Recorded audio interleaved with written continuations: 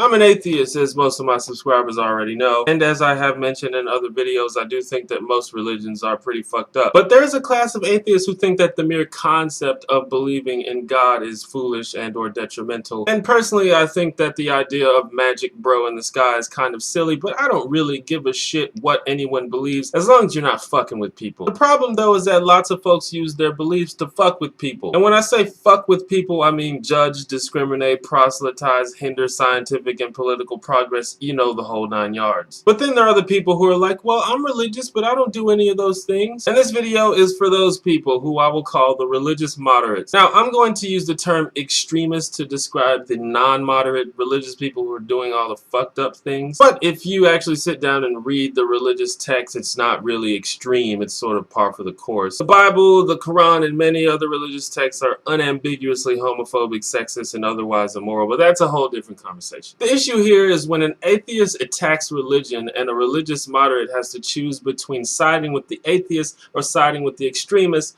they tend to side with the extremists, and that's kind of a problem. It's a problem because by doing that, you are emboldening the extremists to continue doing what the fuck they're doing. We are not asking you to become atheists. We are simply asking you to help us stand up for what you know is right. Like, you know that it's fucked up that women are considered second-class citizens in most religions, and you know that it's fucked up that religious groups are pushing to prevent the teaching of evolution, and you know that it's fucked up that medical progress is being hindered by religious opposition to stem cell research. I believe that most of you feel me on that because you are rational, moral human beings, whether or not you believe in God. What you have to realize is you are more like me, the atheist, than you are like the religious extremists. When I say religion is fucked up, I'm not talking about you because you have the common sense to understand which parts of religious tradition should not be applied. I mean, you want to have a debate about whether God exists, that's fine, we can do that sometime, but right now, I need you to help us out. When extremists try to prevent gays from being married or deny evolution